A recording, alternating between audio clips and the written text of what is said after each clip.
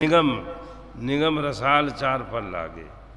निगम नाम वेद, वेद रूपी आम के वृक्ष में चार फल लगे हैं।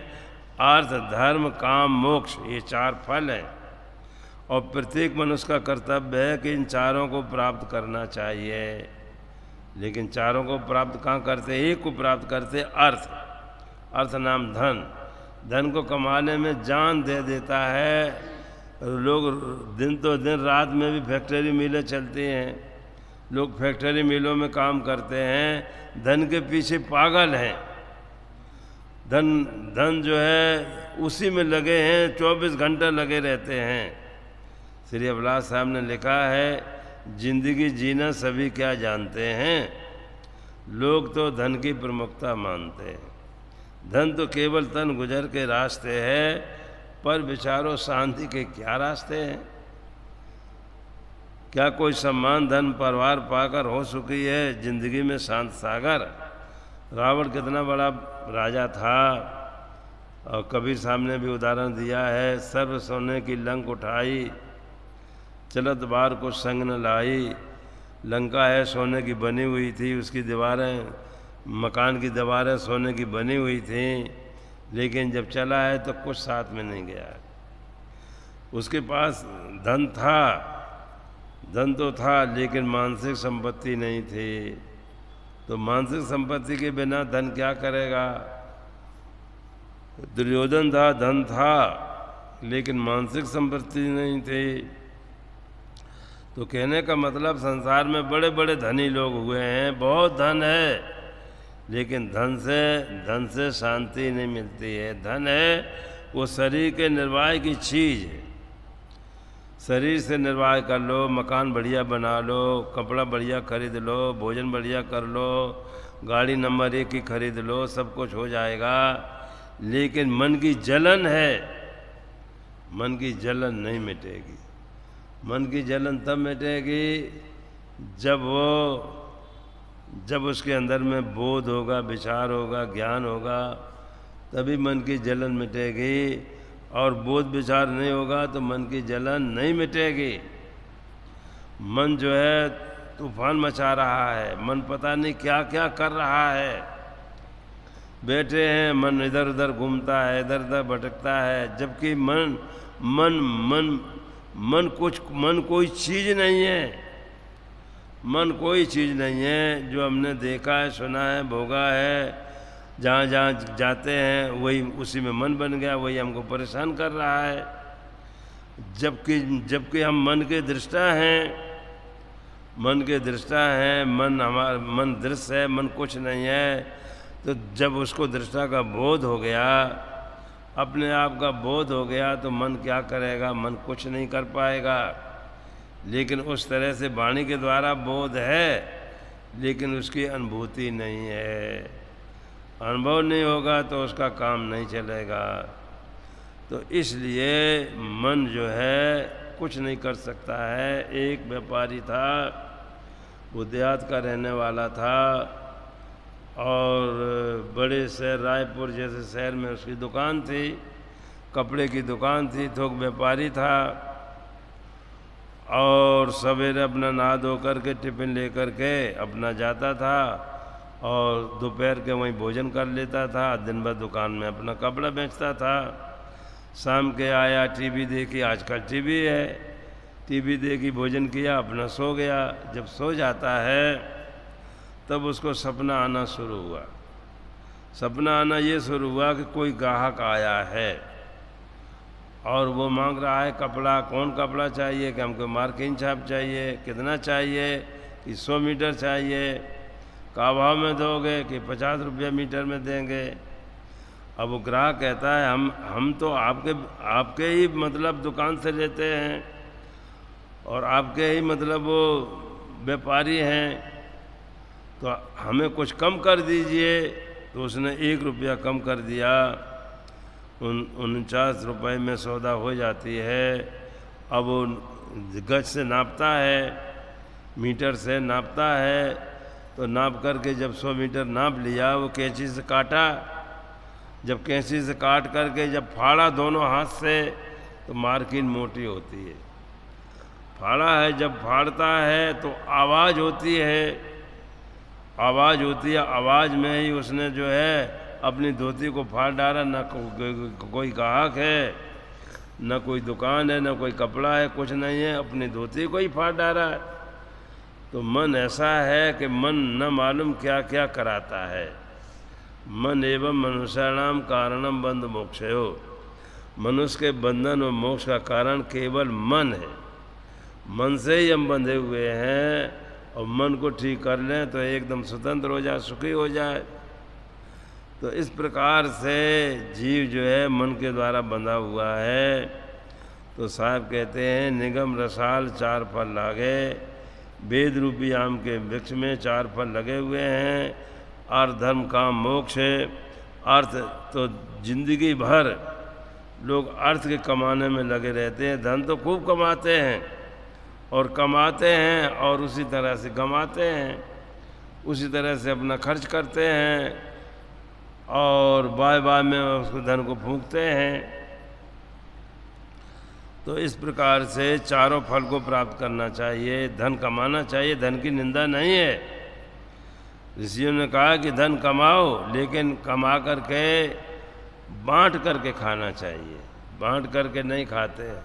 धन कमाते हैं केवल अपने परिवार में लगाएंगे, एक पैसा भी कहीं नहीं देंगे, एक पैसा भी नहीं लगाएंगे।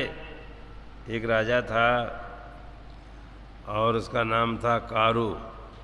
वो मिस्र देश का राजा था, और मिस्र देश का राजा था, उसके पास 40 खजाने थे, 1-2 नहीं 40 खजाने, और एक एक खजाने में 40-40 कोठरियाँ हैं। एक एक खजाने में 40-40 कोठरियाँ हैं, और उन कोठरियों की इतनी चाबियाँ हैं कि एक ऊँटी लाद करके चल सकता था। ट्रैक्टर तो अभी ईजाद हुई है थोड़े दिनों में, पहले तो ट्रैक्टर नहीं थे। तो एक ऊँटी लाद करके चल सकता है, इतना बड़ा उसके पास खजाना था। उस देश में अकाल पड़ा, पहले अकाल ज़्यादा पड़ता था, तो अकाल पड़ा, जनता त्राह त्राह करने लगी। जनता है राजन के पास गई अपने बाल बच्चों को लेकर के, और कहती है कि हे राजन, ये हमारे बच्चे 3 दिन से भूखे हैं, 3 दिन से इनको भोजन नहीं मिला है, इसलिए इनको भी कुछ दान, इसको भी कुछ अनाज दो, इनको भी कुछ धन दो। तो राजा कहता है कि ये अनाज और धन हमने तुम्हारे बच्चों के लिए बटोर करके नहीं रखा है, हम कुछ नहीं देंगे।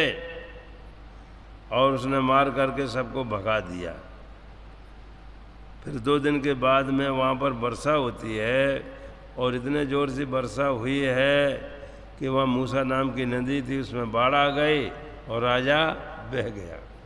राजा भी बह गया और उसका धन भी, खजाना भी बह गया। राजा भी चला गया, उसका धन भी चला गया। तो क्या मतलब हुआ?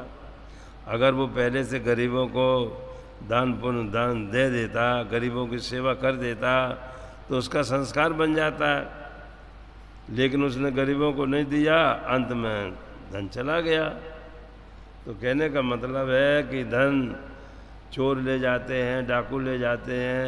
अहमदाबाद में मैं था, एक सेठ के यहाँ ठहरा था, तो उस समय इंदिरा का ज़माना था। किसी ईसारू लोग होते हैं, ईसारू लोगों ने फ़ोन कर दिया कि इसके पास बहुत धन है। इंदिरा ने उसको छापा डलवा दिया। तो छापा जब डाले तो उसके पास 90 करोड़ रुपया निकला। वो घर में रखा रहा, उसका मिल, कपड़ा का मिल था बहुत बड़ा। तो 90 करोड़ रुपया निकला, और वो लेकर के चलने लगे। उसका हार्ट अटैक हो गया, मर गया। तो धन के पीछे मर गया। तो कहने का मतलब है धन के पीछे लोग जान दे देते हैं, लेकिन धन को नहीं छोड़ पाते हैं।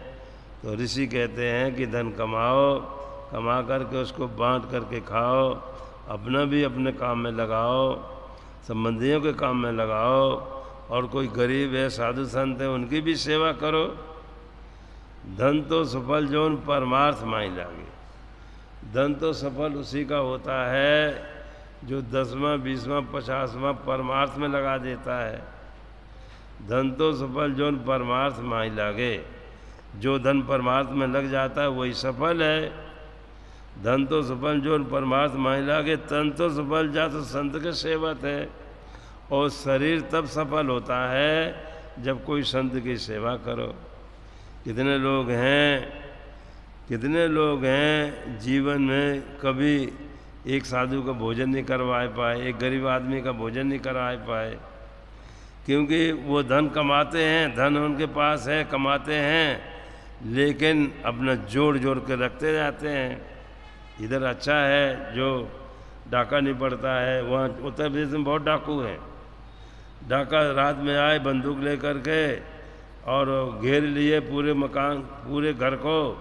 गांव के लोग बंदूक की वजह से कोई जाते नहीं, तो वो सारा धन ले गए। तो इस प्रकार से धन को जोड़ जोड़ कर रखते हैं। धन जोड़ जोड़ करके नहीं रखना चाहिए। धन को अपने शरीर के कार्यों में, शरीर की अपना सेवा करो, अपने परिवार के संबंधियों में लगाओ, और जो बचा हुआ धन है उसको कुछ अपना बांट करके खाओ। लेकिन जोड़ जोड़ कर रखोगे। किसी कवि ने कहा है, पूत सपूत तो का धन संचय, पूत सपूत तो का धन संचय, और पूत कपूत तो का धन संचय। यानी सपूत पुत्र है, सपूत पुत्र, पूत सपूत और कपूत 3 प्रकार के बच्चे होते हैं। पूत वो होता है जो अपने माता पिता की संस्कृति को सुरक्षित रखता है।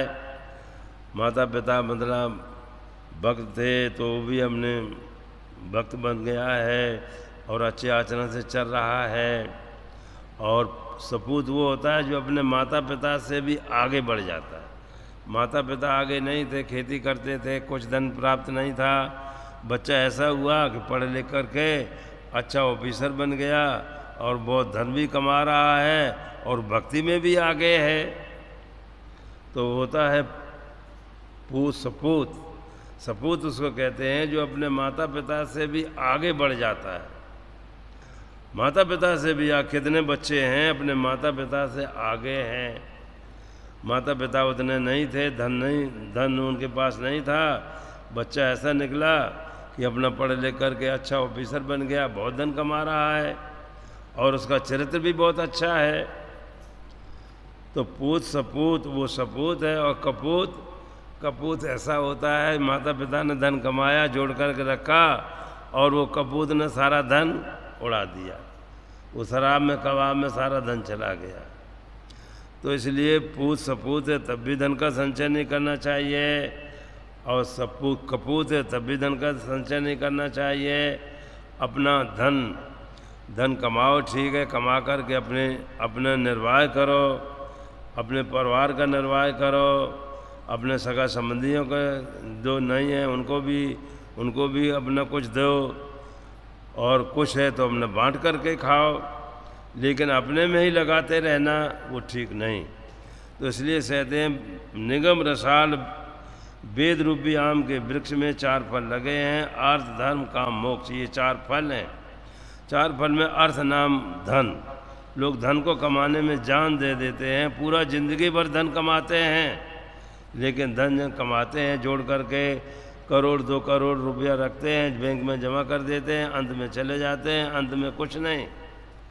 तो धन है उसके साथ में नहीं जाता है।